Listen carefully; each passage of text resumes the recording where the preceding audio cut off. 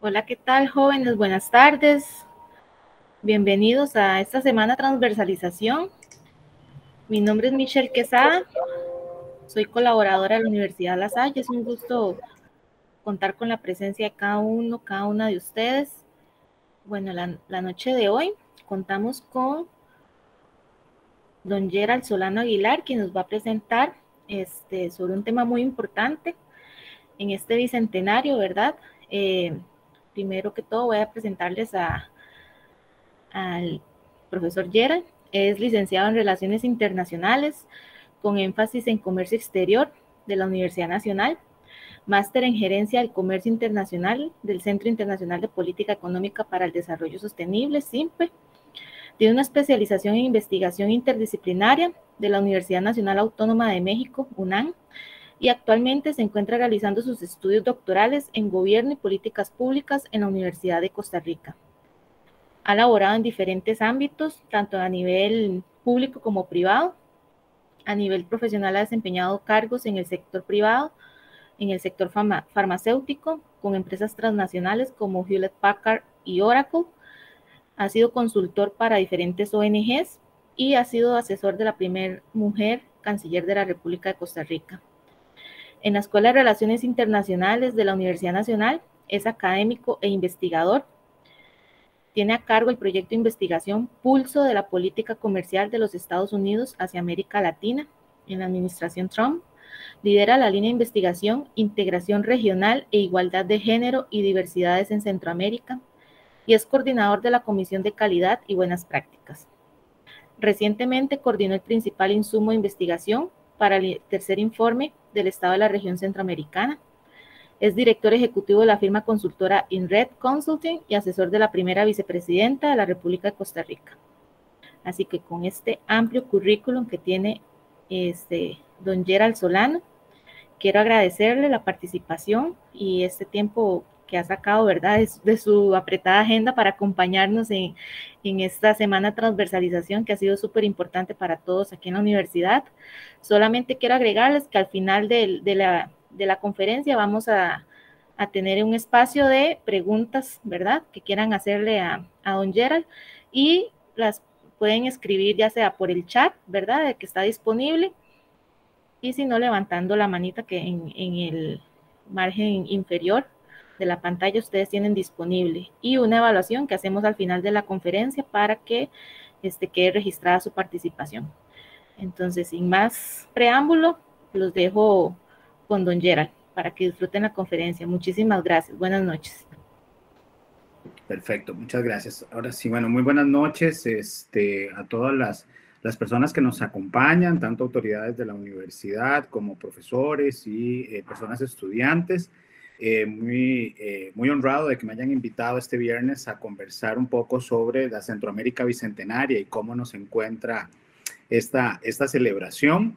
Y yo creo que es el espacio más idóneo para hacerlo, una semana, como ustedes la han denominado, de transversalización, particularmente con un eje transversal que denominaron la lucha contra la pobreza y la exclusión social, que creo que son temas que vamos a poder compartir y conversar a lo largo de este ratito.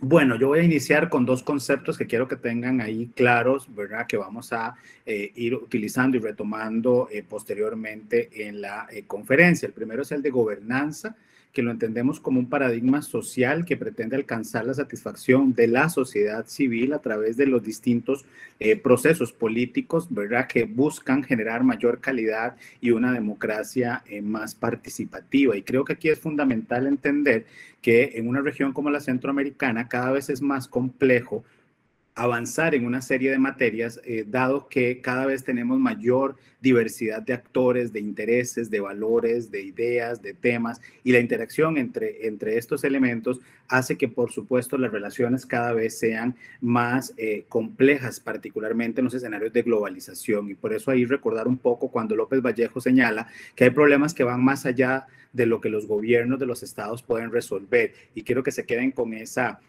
particularmente con esta cita, para que la podamos retomar cuando hagamos nuestras reflexiones finales.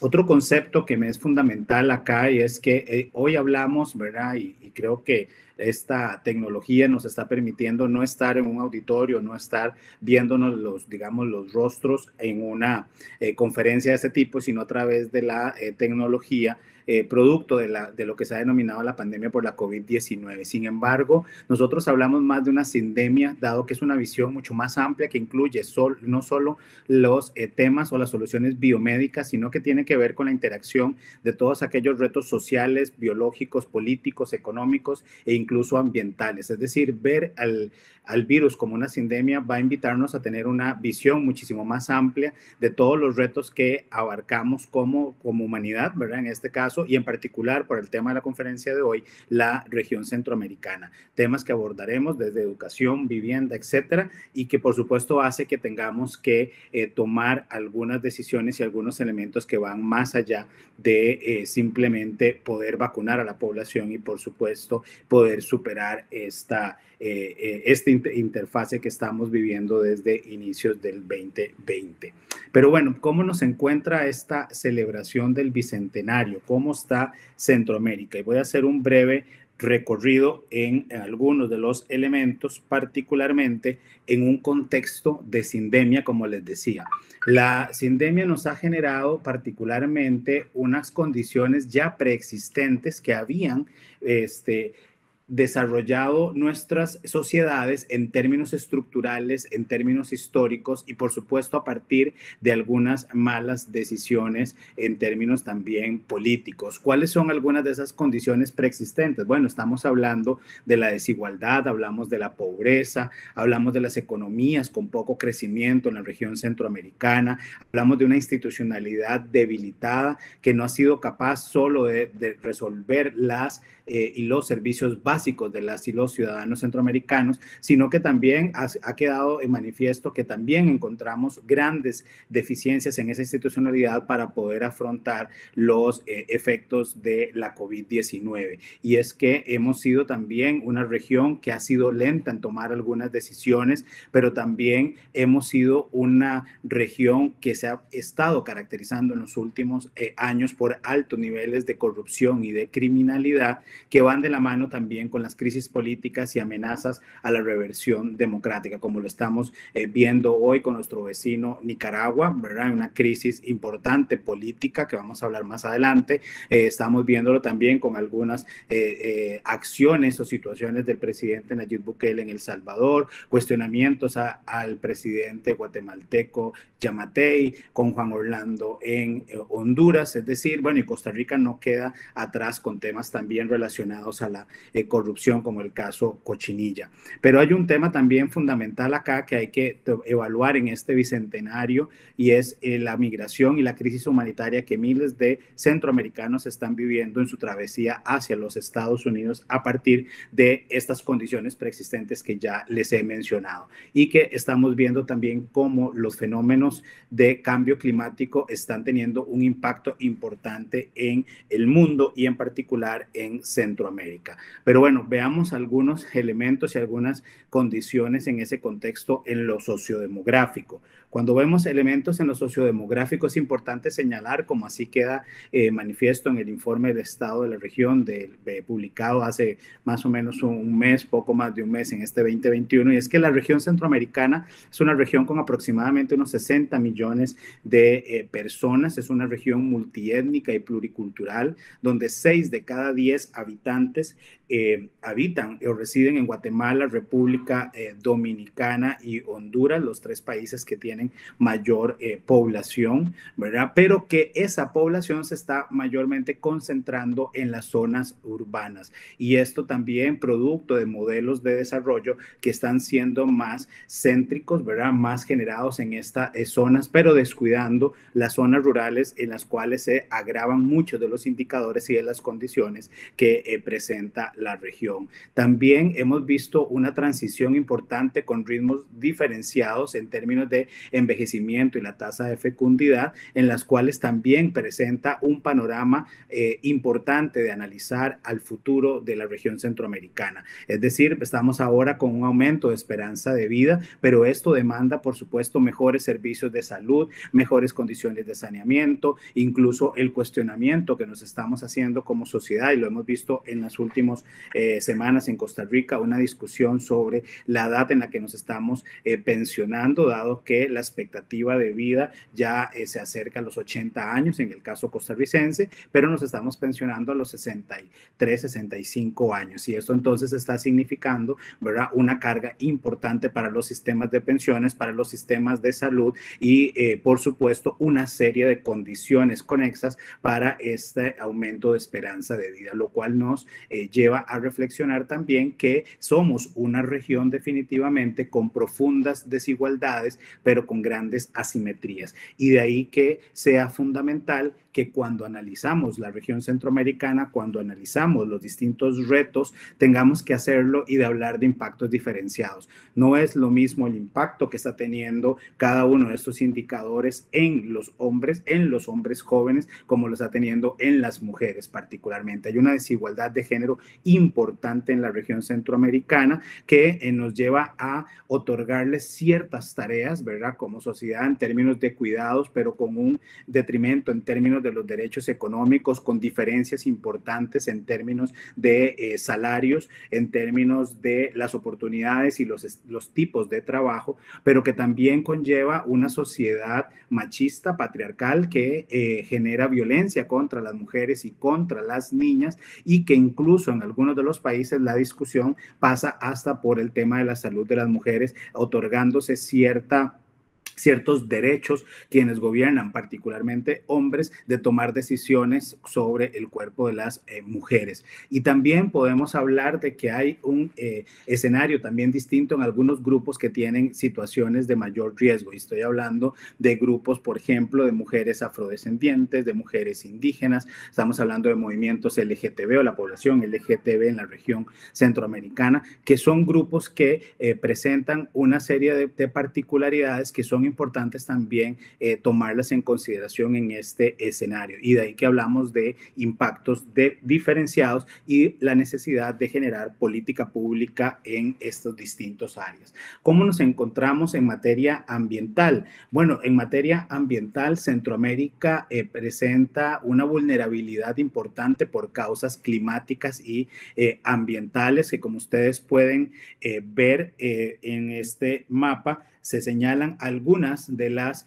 digamos, regiones que tienen una alta probabilidad, ¿verdad?, una condición que permitiría la ocurrencia de desastres naturales o ¿verdad?, de un impacto social más importante a partir de un fenómeno natural. Y es que cuando hablamos precisamente de la cantidad de desastres que producen o que se ocurren en Centroamérica, pueden verlo acá, ¿verdad?, en este otro gráfico, donde encontramos problemas, inundaciones, deslizamientos, los terremotos, incendios forestales, sequías, etcétera. Creo que para ustedes y para mí son temas muy, digamos, cercanos. Lo hemos visto en los últimos meses, como una lluvia, un aguacero, ¿verdad?, se acerca una tormenta tropical y empezamos a escuchar del impacto y los desastres que a nivel social empiezan a generar estos fenómenos, y que a partir de los temas de cambio climático, por supuesto, que irán agravándose, por lo que es considerada la región centroamericana como un punto caliente, una de las regiones tropicales más vulnerables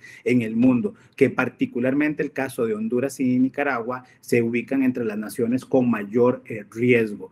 Y esto hay que unirlo a que hemos tenido un rápido crecimiento de la población, pero particularmente en zonas de riesgo, y que en ese sentido esta alta vulnerabilidad de la población se genera a partir del incremento de los círculos de pobreza, ¿verdad? Es decir, ahí tenemos un reto fundamental en términos de cómo resolver los temas de pobreza, que también están aunados a la condición de que la búsqueda o los espacios en los cuales habitan estas poblaciones terminan siendo zonas de alto riesgo, por lo que tendríamos impactos importantes. La BBC y algunos medios internacionales señalaban hace un par de semanas algunos artículos referentes al impacto que está teniendo el cambio climático en Centroamérica referente a la agricultura, y que esto genera ya no solo problemas para lo que son los sembradíos, para la producción, sino que por supuesto pone en peligro lo que denominamos una seguridad alimentaria. Mientras estamos en este momento nosotros conversando, hay regiones en Centroamérica donde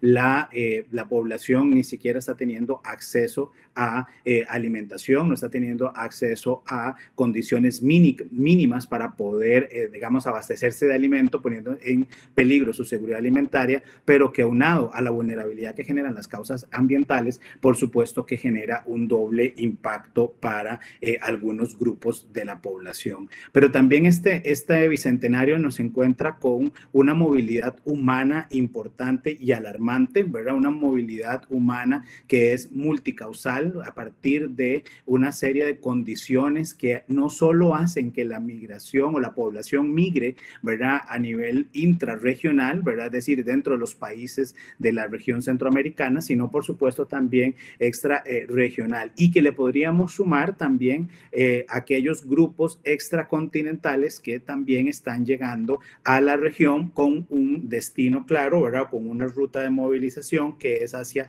los Estados Unidos. En ese sentido, los datos son, digamos, también, digamos, preocupantes, ¿verdad? Estamos hablando de movilizaciones, digamos, de ya algunos millones de personas, de los cuales el 49.4 son mujeres migrantes. Y esto entonces es un dato que yo quiero que nos llame la atención, más si estamos hablando de lucha contra pobreza y exclusión social, porque hoy en día nuestros jóvenes están quedándose sin oportunidades reales y nuestras mujeres también están teniendo que migrar hacia los Estados Unidos o hacia otros, digamos, otros lugares dentro de la región para poder buscar al menos, como les decía, acceso a un ingreso que les permita en algunos casos hacer una comida al día. Esto obviamente también ha conllevado problemas asociados como la trata de personas, desapariciones, muertes, e incluso hoy veíamos una noticia ahora en la tarde y conversábamos en un espacio radial antes de esta conferencia, cómo los cárteles, ¿verdad? El cártel particularmente en Sinaloa, en México, pareciera estar detrás de esas caravanas y de esas movilizaciones de centroamericanos como parte de ese crimen organizado que cada vez está ampliando sus tentáculos hacia la región.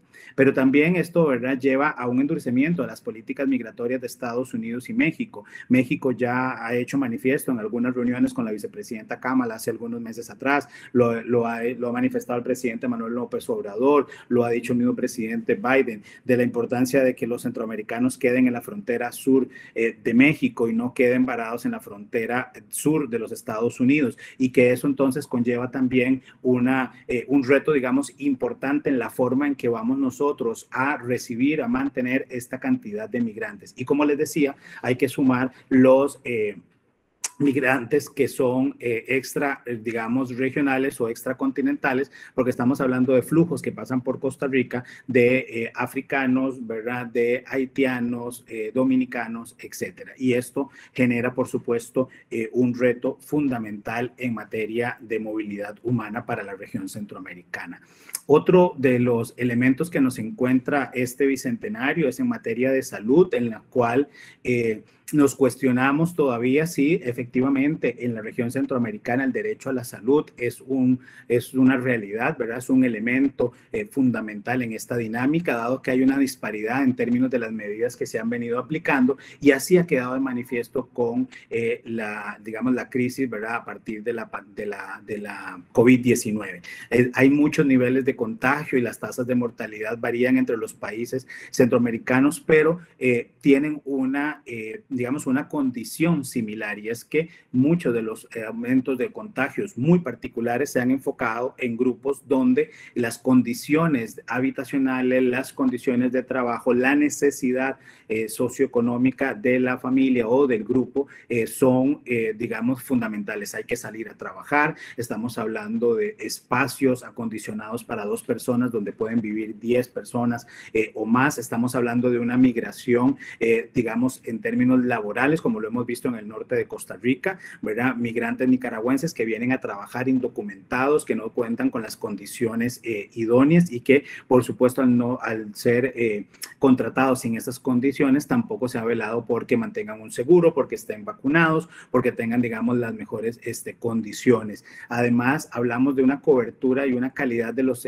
sistemas de salud que en el marco de esta pandemia del COVID-19 ha quedado en evidencia los, digamos, rezagos y las asimetrías que hay en la región centroamericana. Y por supuesto que ya nuestros sistemas de salud enfrentaban una serie de problemas y de retos en materia de financiación antes de la pandemia. Y una vez que empezamos a enfrentarnos con la COVID-19, por supuesto que hay un debilitamiento importante de todos los sistemas de salud en términos de una, digamos, limitación a esa capacidad de respuesta que han tenido. Aquí en el mapita que tienen, ¿verdad? Es un dato al 17 de septiembre de este año con los porcentajes de vacunación de esquema completo que tienen nuestros países en la región centroamericana, que como ustedes pueden ver en prácticamente en todos los casos, con excepción, digamos, de Panamá, que ya supera, digamos, el 50%, estamos todavía lejos de poder alcanzar esa tan mencionada y añorada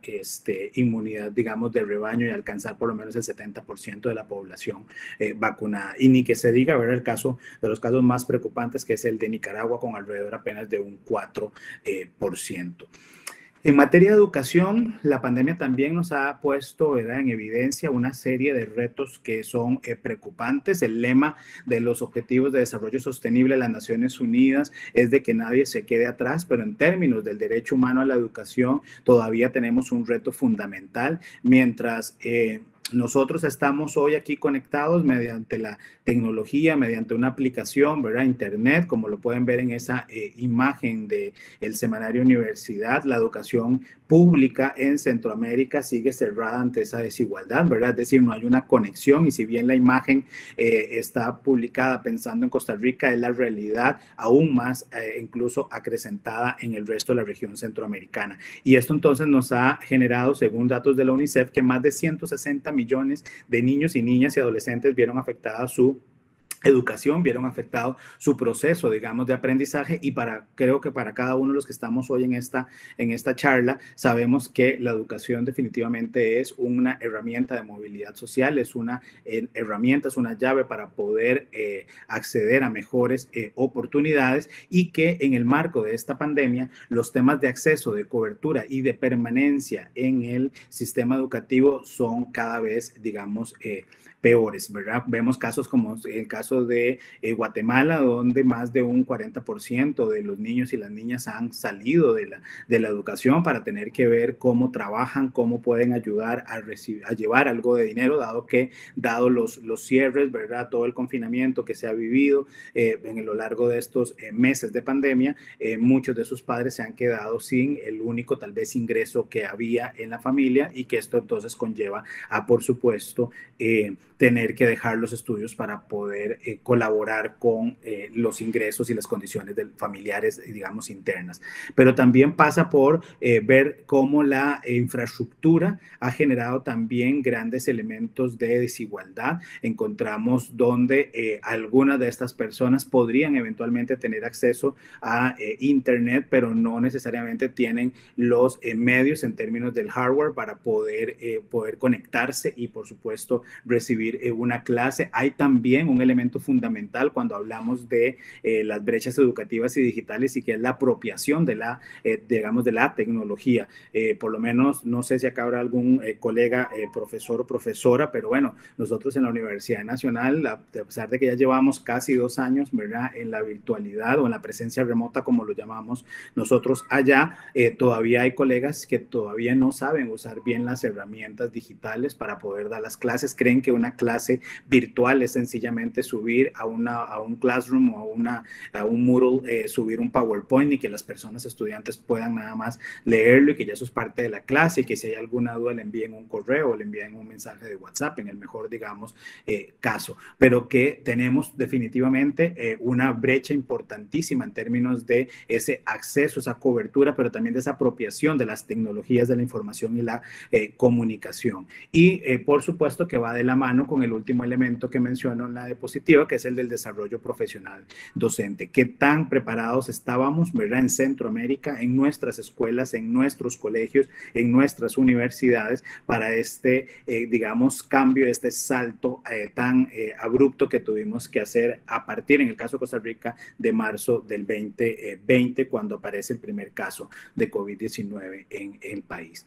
Y esta esta Centroamérica bicentenaria también en lo político nos encuentra, como había mencionado anteriormente, con una serie de particularidades, y es que hay definitivamente un debilitamiento de la institucionalidad democrática. Cada vez estamos viendo mayores casos de corrupción, ¿verdad?, de cuestionamientos a la clase política, en algunos casos atribuciones de la misma clase gobernante en términos de debilitamiento del Estado de Derecho, de esa institucionalidad democrática. Hay también un aumento de desconfianza por parte de la población centroamericana hacia la clase política, no así según los distintos índices que miden la democracia referente al modelo, digamos, democrático. Todavía consideramos que alrededor de un 60% de la población considera que la democracia sigue siendo una forma para resolver nuestros problemas y la forma, digamos, de gobierno más idónea. Sin embargo, ahí todavía tenemos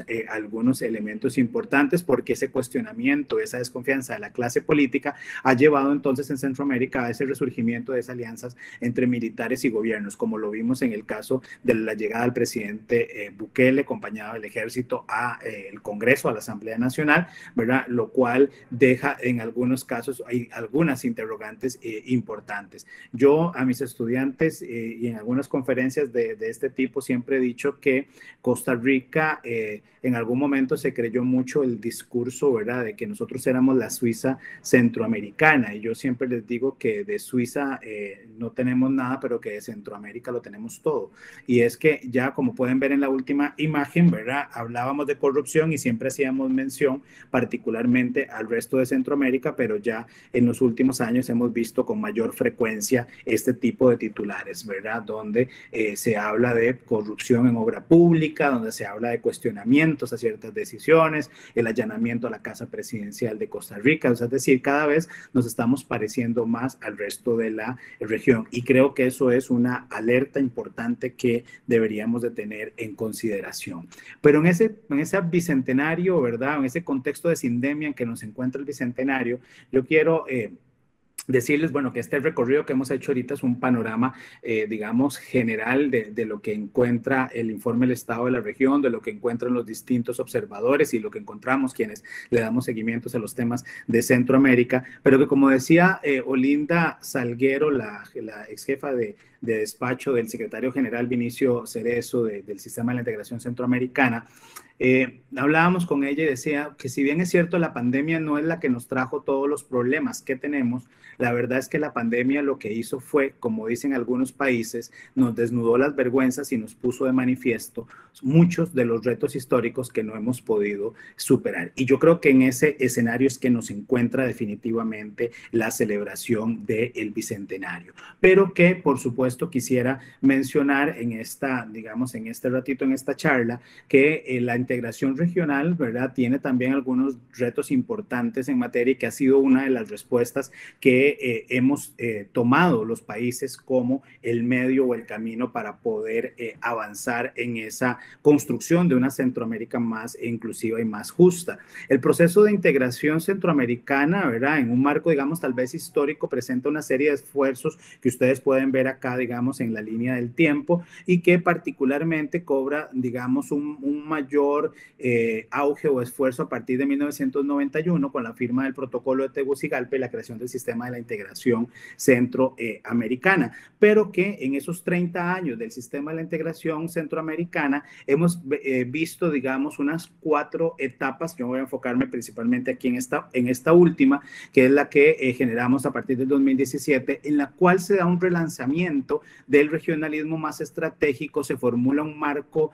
estratégico de agenda estratégica priorizada, que ya la voy a mencionar, para buscar de alguna manera poder resolver muchos de estos problemas estructurales que les decía que tenemos y en ese contexto o escenario que se ha visualizado. Y es que esa agenda estratégica priorizada, como ustedes pueden ver, tiene 2 temas centrales transversales que para mí son fundamentales mencionarlos hoy, que es el tema de derechos humanos y el tema de género, ¿verdad? Acá en el tema de género en Centroamérica tenemos muchísimos todavía retos con las distintas poblaciones que conforman, digamos, los retos en esta materia. Estamos hablando, como les decía hace unos minutos, de mujer, ¿verdad? No es lo mismo ser mujer blanca que ser mujer afrodescendiente, que ser mujer indígena, que ser mujer lesbiana, ¿verdad? Es decir, hay una serie de elementos que hacen que los retos en esta materia sean mucho más, digamos, altos. Pero en ese sentido, la agenda busca fortalecer la función y la efectividad que tiene la Secretaría General,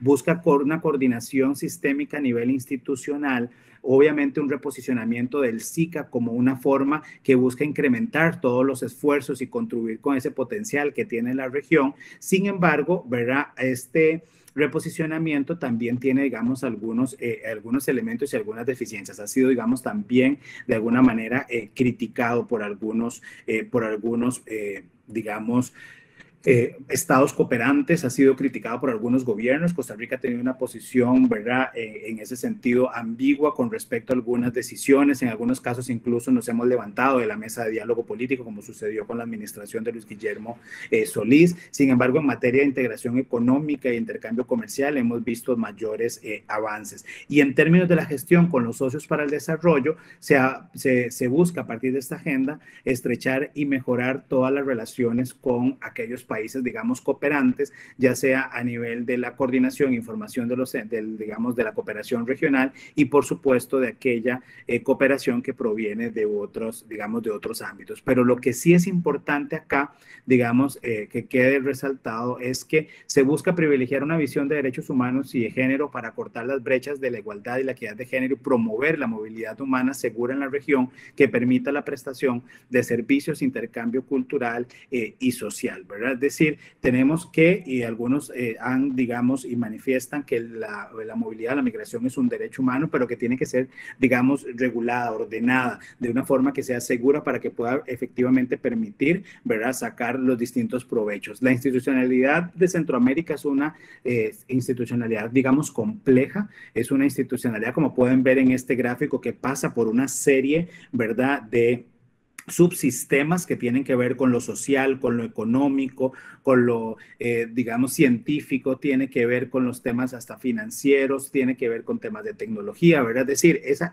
estructura, y aquí lo van a ver mejor todavía, hace que las tomas de decisiones a nivel de la integración jurídico-institucional del sistema sea muy complejo, ¿verdad? Como ustedes pueden ver, hay una serie de comités, de consejos que ven las agendas, que hacen las reuniones de presidentes, que generan una serie de mandatos a la Secretaría General y que en algunos casos hace, digamos, compleja la toma de decisiones y el avance en esta materia. Y de ahí que probablemente algunos de ustedes, porque no sé la formación, digamos, de cada uno de ustedes, pero que por lo general quienes no están tan vinculados con temas, por ejemplo, de relaciones internacionales o de comercio internacional, particularmente temas de integración, muchas veces cuando escuchamos el tema de integración regional con Centroamérica, nos es un tema ajeno. Tal vez lo percibimos un poco más en alguna materia económica, entiéndase movilidad de mercancías a lo largo de la región. Sabemos de que una empresa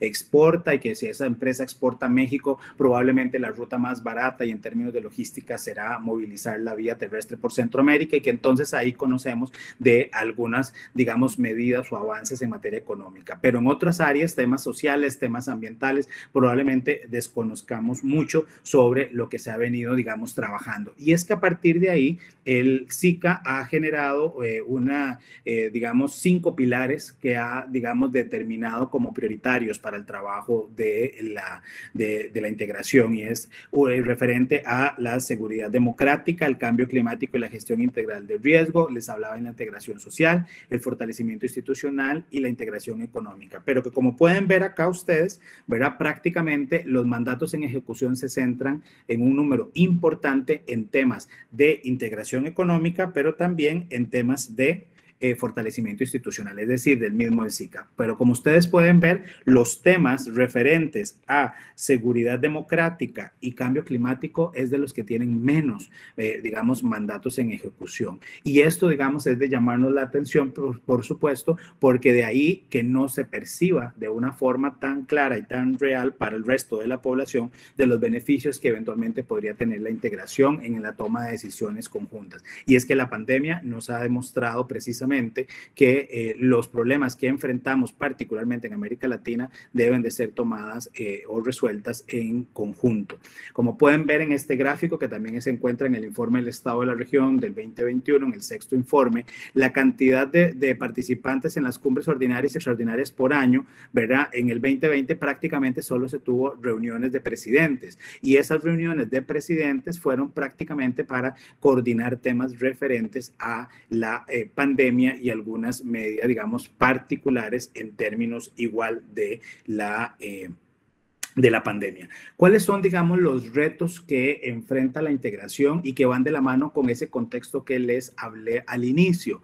Grispan desde el 2004 ya hablaba de que los retos estratégicos de la región, ¿verdad?, o de la integración centroamericana, iban por consolidar y profundizar la democracia. Y vean que hablábamos ahora que el Bicentenario nos encuentra en lo político con una crisis profunda de democracia, con una preocupación importante en esa materia, un reto que ya se venía vislumbrando desde el 2004 y que todavía seguimos ahí tratando de fortalecer esa institucionalidad, los valores y las prácticas ciudadanas, pero que también pasan por el buen gobierno, ¿verdad? Es decir, que podamos tener justicia pronta, cumplida e igual para todos los ciudadanos, que haya una lucha clara contra la corrupción y que haya un mejoramiento de la efectividad del gobierno, y que pasa también por fortalecer la institucionalidad de la integración, entre otros, y con el último, que como pueden ver es sostenibilidad, que conforme avancemos en estos años vamos a tener todavía muchísimo más retos en materia de sostenibilidad a partir de los efectos del cambio climático.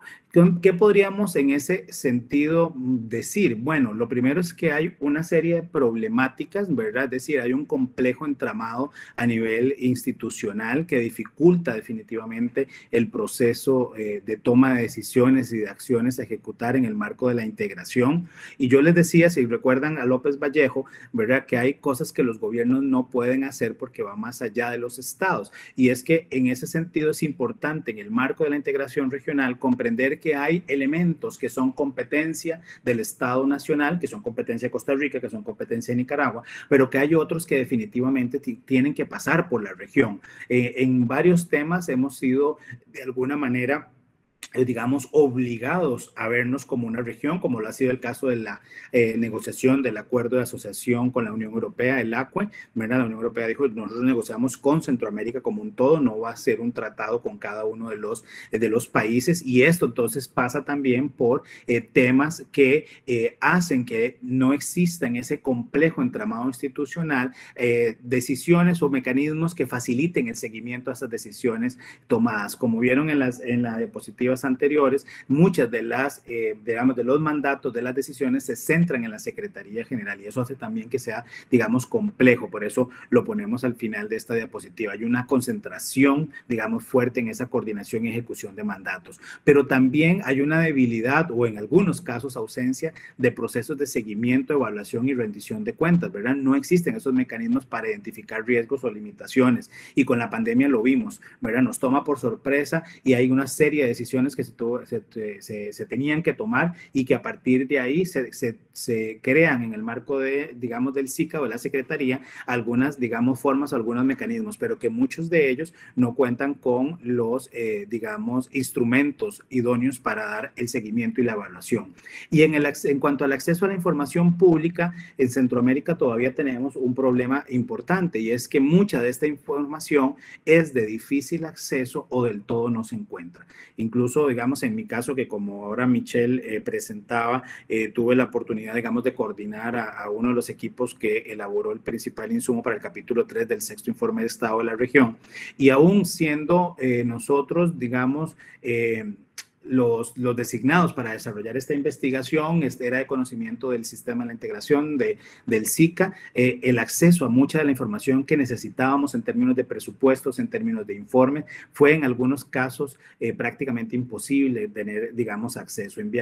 Hicimos varias gestiones y aún así no se llegaba a esta, digamos, a esta información. Y es decir, se dificulta, por lo tanto, al no tener el acceso a la información, conocer el estado de situación de las instancias que componen esta institucionalidad para poder a partir de ahí hacer algunas recomendaciones o distintos análisis.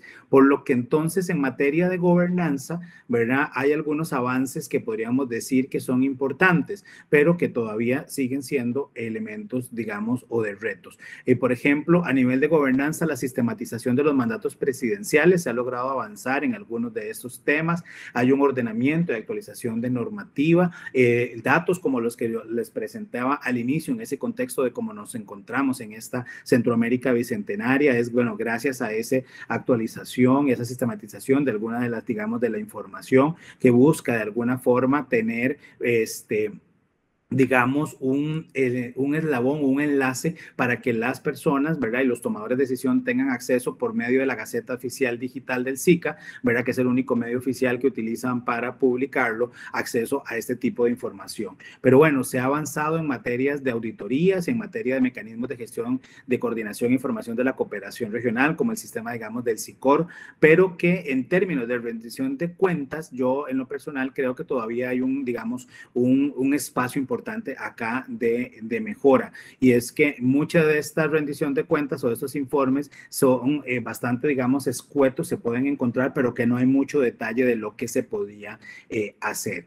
En el caso de la pandemia, y eso, digamos, es importante desarrollarlo, la Centroamérica ha sido uno de los modelos que se consideran, digamos, más exitosos o más longevos en materia de coordinación de algunas materias con todos los problemas que tenemos y que he mencionado. Por ejemplo, en términos de políticas, estrategias, convenios, planes, programas, ¿verdad? Hemos tenido la Alianza para el Desarrollo Sostenible, ALIDA, CEPREDENAC, que es para la prevención de desastres naturales, la Estrategia Regional de Cambio Climático, el Plan de Acción para la Migración, la Política Regional de Igualdad y Equidad de Género, y en el marco de la atención al COVID-19 fuimos una de las primeras regiones en buscar soluciones conjuntas. Incluso algo que tal vez a ustedes, porque por lo que vi, algunos de los que se conectaron y que por alguna razón se les encendió la cámara son bastante jóvenes, ustedes probablemente lo van a ver como extraño lo que voy a decir, pero logramos que los presidentes de Centroamérica junto con el secretario general hicieran un grupo de WhatsApp, y por medio de WhatsApp se pudieran coordinar algunas cosas y dar algunas, digamos, directrices para tomar decisiones, que yo creo que tanto para ustedes como para mí es como de día a día poder estar en varios grupos de WhatsApp, estar ¿verdad? Pegados al teléfono para poder resolver, pero bueno, parecía que a nivel de la integración regional no habíamos logrado avanzar en eso. Y adicional, somos de los primeros bloques regionales en el mundo en generar un plan de contingencia para, obviamente, combatir el COVID-19, y que en ese sentido, ¿verdad? Por lo menos a los datos ya probablemente están más altos, ¿verdad? Esta figura la elaboramos el año pasado para efectos del informe del Estado de la región. Había, digamos, un avance de ese plan de cumplimiento, de contingencia, perdón, con 77% de cumplimiento en salud y gestión del riesgo, 83% en comercio y finanzas, 83% para seguridad, justicia y migración, un 100% en términos de comunicación estratégica y un avance del 86% de la gestión de la cooperación. Entonces, no solo logramos ser de los primeros bloques en tener un plan de contingencia regional, sino que los porcentajes de avance en cada una de las metas programadas para cada uno de estos ejes, por supuesto que nos daban, digamos, algo de, digamos, de aliento en términos del manejo a la, digamos, la crisis por la COVID-19. Ahora, podríamos decir que también esta crisis nos ha generado, ¿verdad?, una serie de oportunidades, particularmente, como les decía, en lo que hemos denominado la era digital. Es la primera pandemia que sufrimos en la era digital.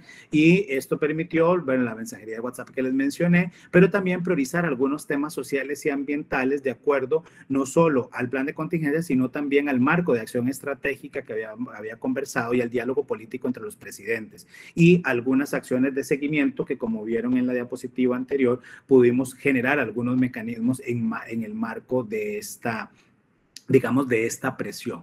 Pero definitivamente los problemas de Centroamérica, los problemas que tenemos como región y que, como les decía, se han visto de manifiesto y en algunos casos agravado a partir de la pandemia por la COVID-19, también nos generan una serie, digamos, de consideraciones, digamos, finales, que yo, más que hacer algunas conclusiones para esta charla y que podamos tener un intercambio, una conversación de las impresiones que ustedes puedan tener, lo llamé consideraciones finales porque lo divido en dos, digamos, en dos grandes temas. Uno, lo que yo llamo a los desafíos que nos quedan aún, digamos, pendientes en esta materia, y lo otro que vamos a ver son algunas, digamos, algunos elementos para la reflexión. En cuanto a los desafíos, creo que uno de los primeros que podemos resaltar acá es la necesidad de mejorar y garantizar el acceso a la información pública, ¿verdad? Es decir, fortalecer los mecanismos de transparencia y de rendición de cuentas son fundamentales tanto a lo interno de nuestros países como a nivel de la región centroamericana. Sin información certera, va a ser muy difícil tomar decisiones. Lo hemos visto y lo hemos discutido en distintos espacios.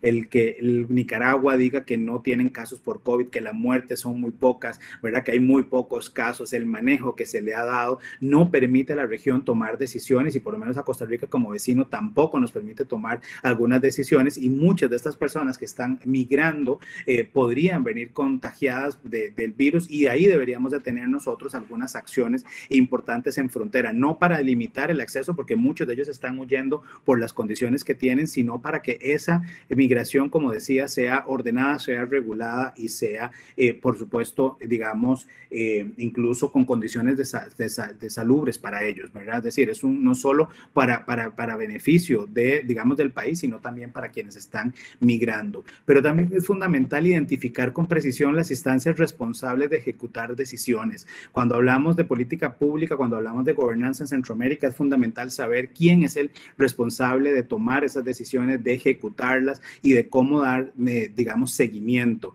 Lo que son registros y datos deben de ser fiables para poder realmente contribuir a la toma de decisiones. Va a ser fundamental que trabajemos en consolidar una cultura de presentación de informes de cumplimiento. Todos estos datos que veíamos son, digamos, datos, y a partir de esos datos es que podemos nosotros, ustedes, cuando estén en el mercado laboral, quienes ya están trabajando, poder tomar decisiones a partir de esta cultura de informes de cumplimiento, de evaluación o de seguimiento que permitan definitivamente identificar esas áreas de mejora, pero poder también proponer, por supuesto, acciones, digamos, concretas. Es fundamental que se realice la función de la auditoría ciudadana, es decir, los ciudadanos debemos involucrarnos más en el quehacer de nuestros gobiernos, en el quehacer del mismo sistema de la integración para resolver los problemas de Centroamérica. Y que para mí es, digamos, fundamental, que quiero que lo tengan ahí en la mente, es desarrollar una cultura de participación. Cada vez más actores sociales, más voces tienen que ser tomadas en consideración y deben de estar, digamos, de forma activa en la definición de las políticas públicas que van a buscar de alguna forma resolver los problemas que ustedes y yo vivimos a diario y que vivimos como región y que compartimos con los y las centroamericanas. Hay una serie de impactos diferenciados, como había mencionado, ¿verdad? Hay que visibilizar cuáles son esas poblaciones vulnerables, cuáles son las condiciones de riesgo en las que están, digamos, viviendo, cuáles son las formas en que podríamos nosotros generar acciones y afirmativas para la incorporación, ¿verdad?, de estas poblaciones en mejores condiciones y por lo tanto, una vez que determinemos cuáles son esos impactos diferenciados, podamos tener también estrategias diferenciadas para el abordaje de las distintas, digamos, problemáticas que tiene la región. Y para la reflexión quisiera, digamos, ir cerrando algunos elementos que son que en este bicentenario, 200 años de vida independiente, 35 años de firma de acuerdos de paz y 30 años del sistema de la integración, las preocupaciones siguen siendo las mismas: paz, democracia, desarrollo, ¿verdad? Todavía seguimos con una deuda pendiente y como decía, que nadie se quede atrás pareciera un lema muy sencillo de decir, de mencionar, pero continuamos con población en pobreza, con población con exclusión social, continuamos con problemas de desarrollo, con problemas de educación, etcétera. Es decir, los retos siguen en esta materia siendo prácticamente, ¿verdad?, las mismas preocupaciones, pero en algunos casos incluso agravados algunos de los datos, digamos, o de los indicadores.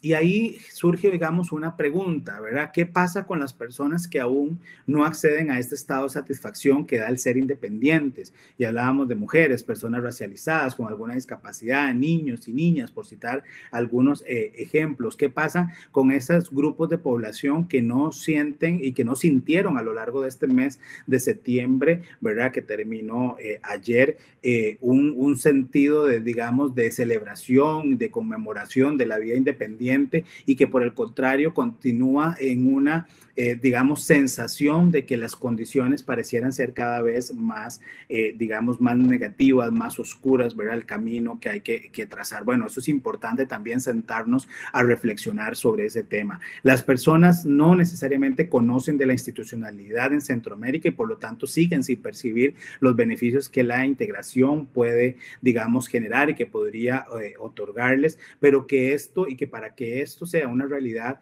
requiere de que hayan enfoques diferenciados, transversales, intersectoriales, que permitan definitivamente acercar más la política pública, las respuestas a el diario vivir de cada uno de nosotros y nosotras. ¿Es posible pensar en la integración y la cooperación como alternativas viables para solucionar los problemas comunes? Bueno, la pandemia nos ha demostrado que efectivamente así es. Hay una asimetría importante en el acceso a las vacunas y que de ahí los mecanismos de negociación, de cooperación y los mismos mecanismos de integración han venido desarrollando acciones o esfuerzos importantes para que cada vez más población tenga acceso a la vacuna. Incluso la Organización Mundial de la Salud hace un par de semanas decía el director, no podemos pensar en una tercera vacuna cuando tenemos todavía muchos países africanos, muchos países latinoamericanos donde los porcentajes de vacunación están muy bajos, ni siquiera con una de las dosis,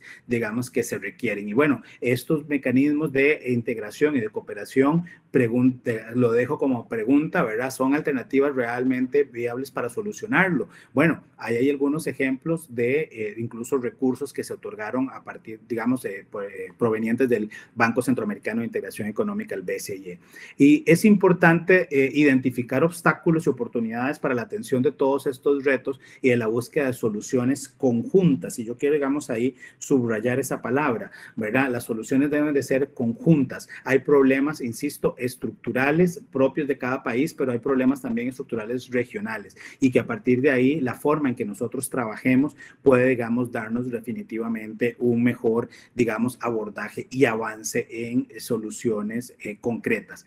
Y por último, ¿verdad? Por supuesto que agradecerle a la Universidad La Salle por estos espacios de intercambio, de discusión, de acercarnos a temas que para algunos pueden ser cercanos y familiares, para otros tal vez es la primera vez que escuchan sobre algunos temas que se hayan tal vez conversado en esta charla, pero creo que es fundamental que desde la academia, desde nuestros espacios de universidad, desde nuestras investigaciones, podamos nosotros orientar los esfuerzos de formación, los esfuerzos de investigación hacia la búsqueda de acciones de mejora en los cuales ustedes y yo podamos ser protagonistas en esa, digamos, en esa actitud propositiva de mejora del país que nosotros nosotros visualizamos en los próximos 200 años, pero también de la Centroamérica que visualizaremos para los próximos también 200 años. Y bueno, yo creo que eso es lo que tenía para poder compartir con ustedes, porque por lo general en estos espacios, cuando estamos en lo presencial,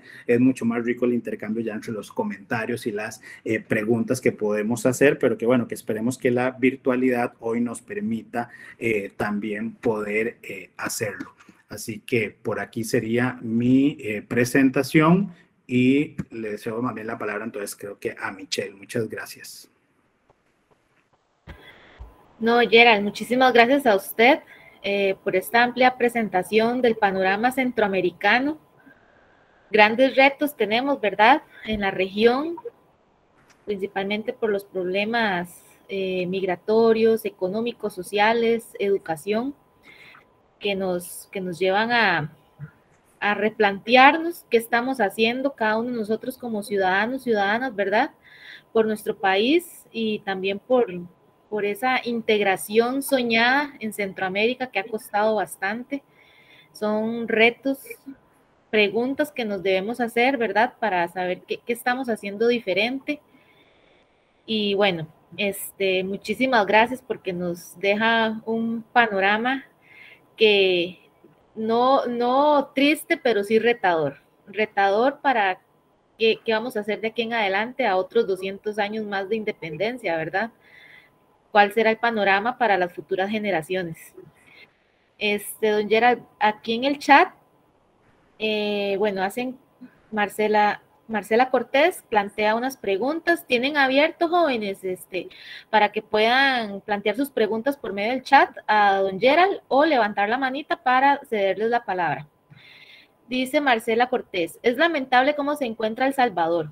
Desde su punto de vista con respecto a la economía de ese país, ¿qué futuro les espera con la decisión que tomaron últimamente con la elección de las criptomonedas? Los ciudadanos están protestando porque están perdiendo su dinero. Mi pregunta es sobre El Salvador, porque la charla, lo que entiendo, está contemplando la realidad de algunos temas de países centroamericanos.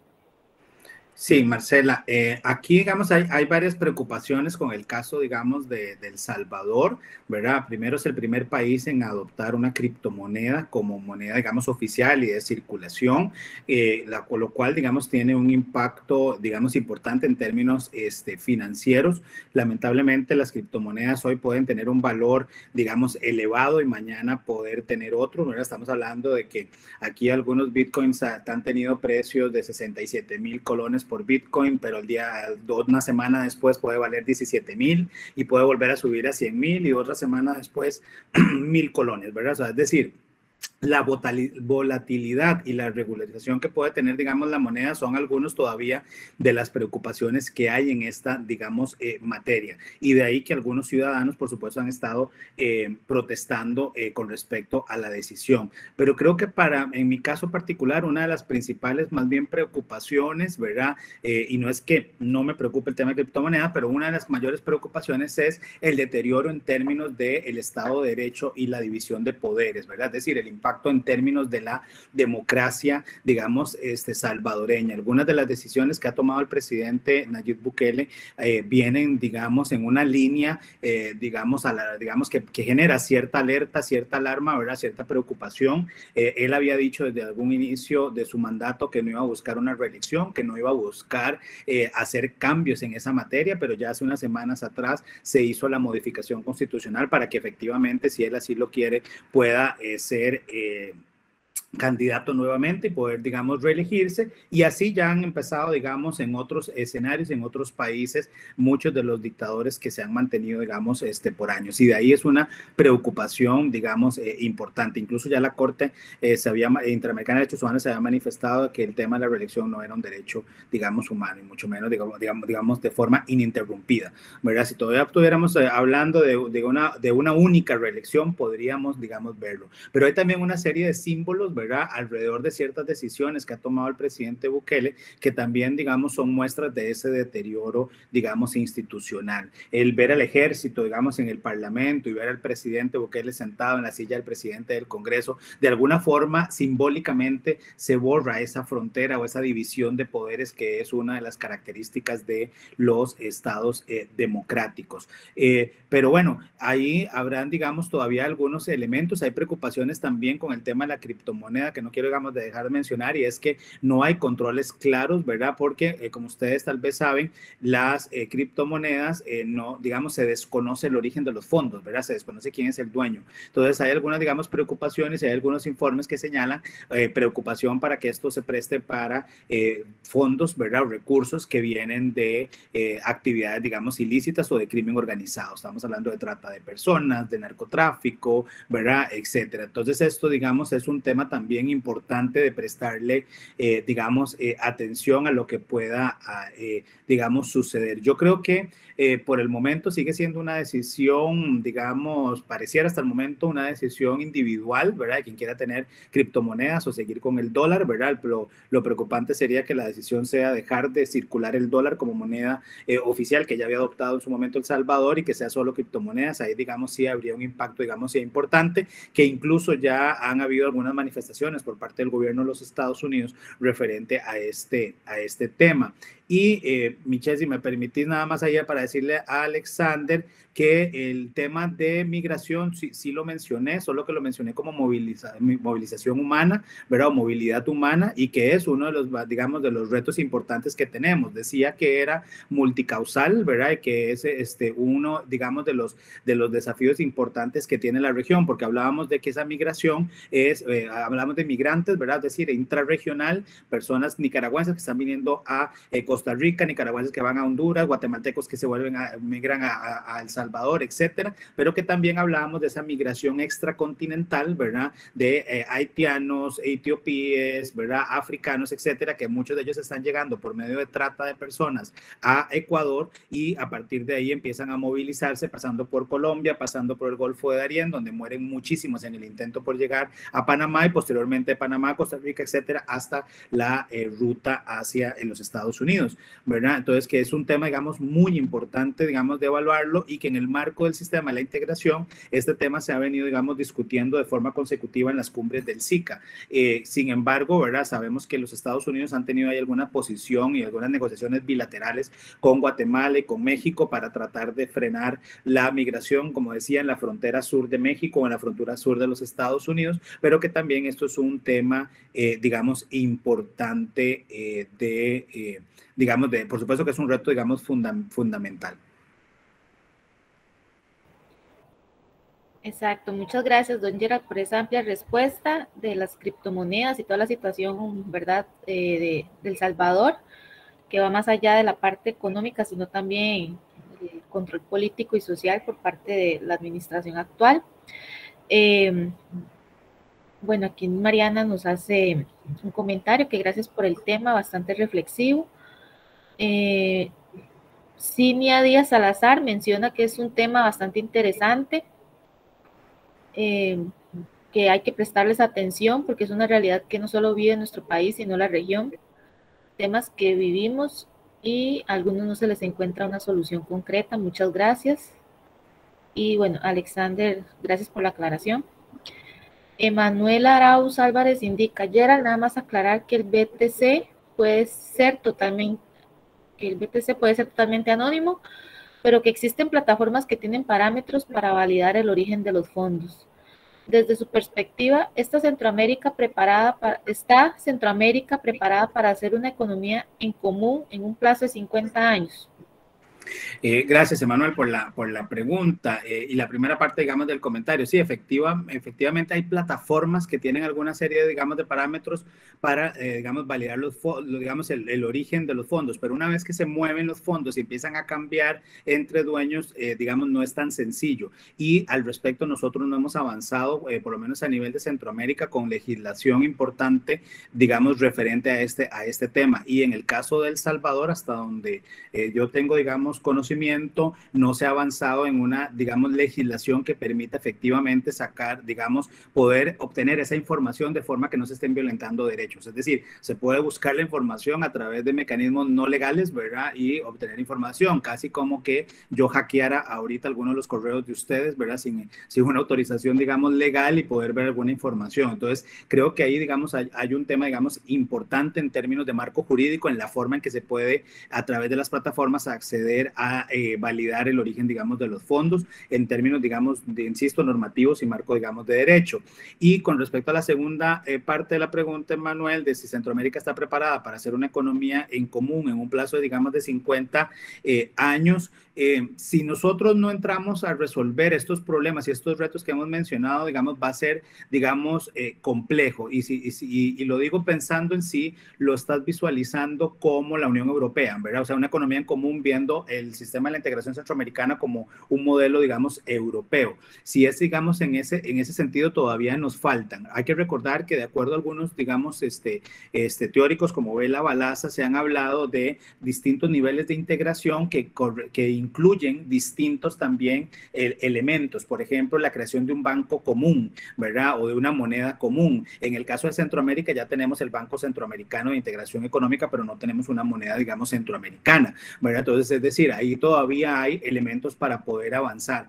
Si nosotros no logramos resolver temas fundamentales como democracia, ¿verdad? Como tema de institucionalidad, como tema de fortalecimiento de la institucionalidad, digamos, va a ser, digamos, complejo hacerlo. Sin embargo, lo que sí es fundamental entender es que Centroamérica como región con 60 millones de habitantes es que resulta más atractiva para el mercado internacional en términos económicos, en términos sociales, en términos políticos. Y hay muchas acciones que nosotros podríamos ir haciendo que puedan, digamos, resolver. No es posible que un vuelo de San José a Managua cueste prácticamente lo mismo que volar de San José a Barcelona o San José a Madrid, ¿verdad? Es decir, nosotros podríamos ser un destino centroamericano para atraer más, digamos, turistas a la región si logramos avanzar en esa construcción de, digamos, de puentes y dejamos de ver más las diferencias que tenemos y empezamos a encontrar más los puntos de encuentro, que son bastantes, ¿verdad? Compartimos historia, compartimos cultura, compartimos idioma, es decir, son más los elementos que nos unen que los que nos pueden estar, digamos, separando. Pero definitivamente hay mucho, digamos, reto para esa consolidación que Manuel, digamos, propone.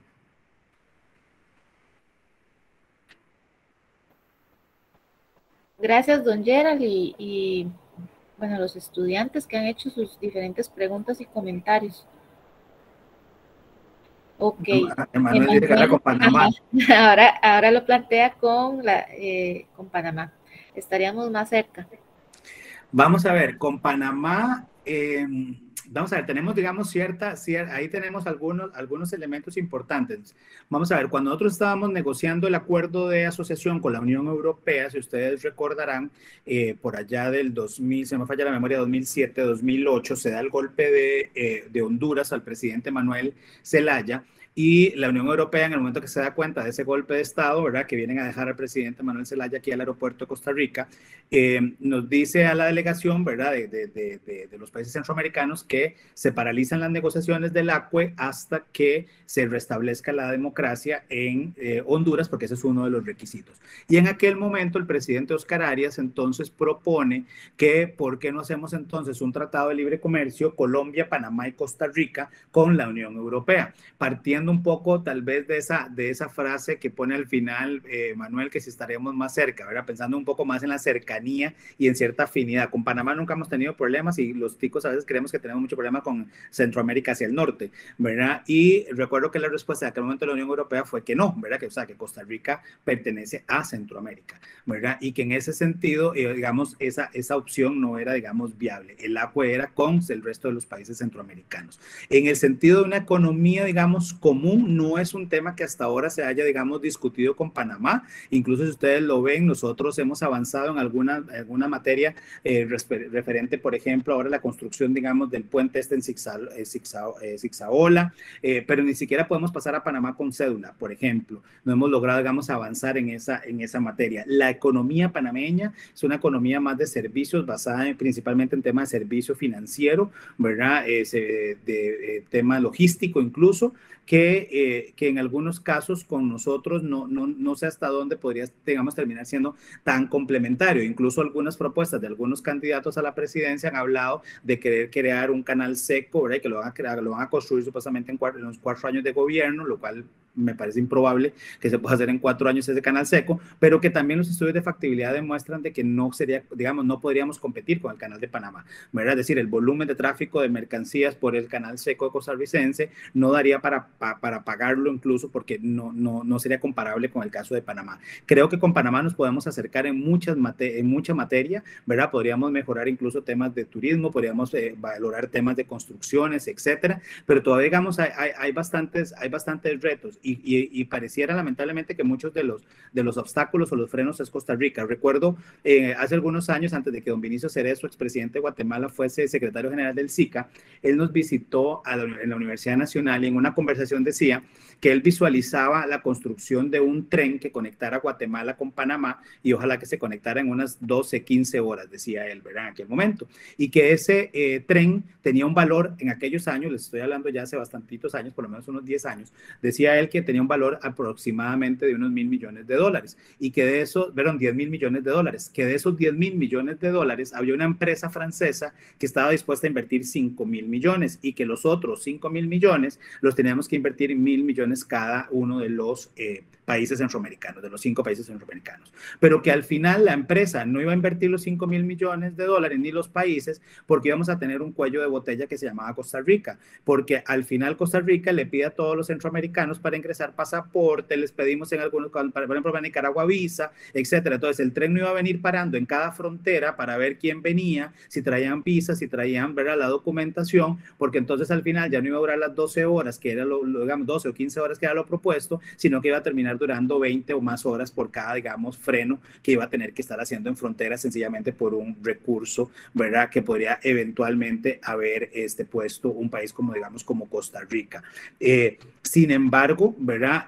Obviamente eso no avanzó. Y lo uno, Michelle, de una vez con la pregunta de César Domínguez, ¿verdad? Que es que en el marco sí del Plan Puebla-Panamá efectivamente se basaba en temas de infraestructura, pero en ese tema, digamos, no se ha logrado avanzar. Y no se ha logrado avanzar un poco por el contexto que conversábamos, ¿verdad? Temas de crimen organizado, regiones en Centroamérica que están tomados por las maras o por los grupos, ¿verdad? Narco organizados, etcétera. Y eso, digamos, ha generado precisamente digamos, un freno, un límite a ese avance de infraestructura. Veámoslo con el caso de digamos, de la Interamericana. ¿Cuántos años nos tomó a nosotros poder cerrar el paso, ¿verdad?, hacia la zona sur por la costanera? Bueno, eso, digamos, esa misma realidad ha pasado por el resto, digamos, de la región centroamericana. Aquí lo lamentable es que muchas de estas propuestas surgen en el marco tal vez de una administración, coinciden con algunos presidentes y en eso tiene un auge, pero una vez que hay un cambio de administración, si se le cambia la prioridad, no se logra avanzar más. De ahí la importancia de tener un sistema de integración más articulado, más, digamos, más fortalecido a nivel institucional que permita generar ese tipo de proyectos más a largo plazo, pero con plazos, digamos, fijos, ¿verdad? Porque 20 años es, digamos, por supuesto que bastante para poder terminar temas de infraestructura, pero todavía ahí tenemos bastantes retos. Vean el otro ejemplo, para no extenderme más, con la respuesta, con el ferry Costa Rica-El Salvador, ¿verdad? Que es una opción que con la crisis que está pasando en Nicaragua podría, digamos, ayudarnos mucho a mover mercancías hacia, digamos, Guatemala o hacia México. Pero bueno, y ya tenemos varios años, ya vamos por 2 administraciones y no se ha logrado todavía concretar ese ferry que entre en funcionamiento. Tengo entendido que está como a puertas de iniciar, que ojalá, porque no sabemos qué va a pasar después del 7 de noviembre en Nicaragua con el proceso electoral.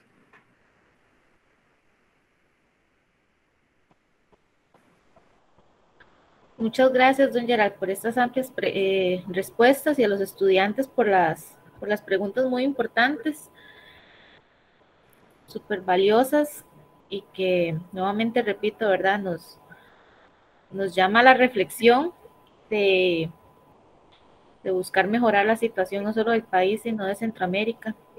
Recuerdo en algún momento cuando se presentó la crisis humanitaria por los flujos migratorios mixtos, que al estar, y eso nos lleva al contexto también de esa integración, esa difícil integración, cuando Nicaragua cierra sus fronteras, ¿verdad? Y se hace toda la movilización por parte de organismos internacionales, OIM, para, y ACNUR y otros, y sociedad civil, para hacer el traslado vía aérea de Costa Rica a Salvador, Salvador, Guatemala.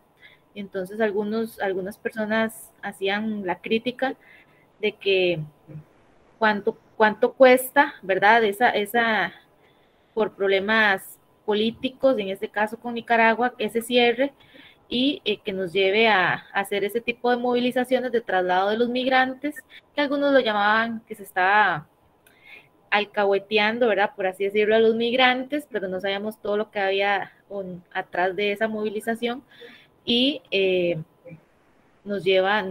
y que algunos no estaban de acuerdo, y que implicó grandes costos de traslado, etcétera. Entonces, cómo eso en la movilización de personas o de los flujos migratorios mixtos es un gran reto también para todo Centroamérica, y también la falta o la ausencia de esfuerzos en conjunto para verdaderamente trabajar en temas como estos, ¿verdad? Hay otros temas también súper importantes, la economía de todo Centroamérica, nuevas tecnologías de información, también los retos ahora actuales con la pandemia, que nos hacen un llamado a la reflexión de qué estamos haciendo verdaderamente.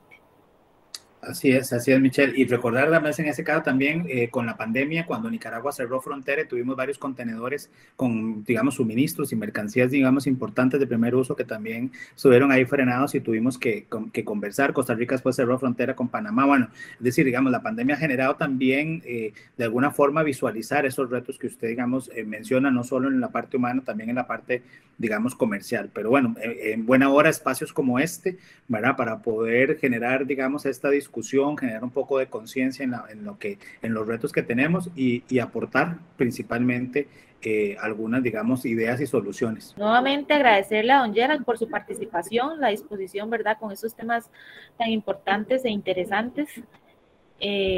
Espero que les haya gustado, que sea un espacio de reflexión para cada uno de ustedes, no solamente esta conferencia, sino durante toda la semana de transversalización que han participado en los diferentes, con los diferentes exponentes. Agradecerles, ¿verdad?, su participación y tiempo. Y bueno, don Gerald, muchísimas gracias. Muchas gracias, Michelle, y un gusto verla otra vez después de tantos años. ¿Verdad que sí? Sí, bastante. Ya después de tanto tiempo coincidimos. Muchísimas gracias. Gracias, buenas noches a todos y todas. Buenas noches, que estén muy bien.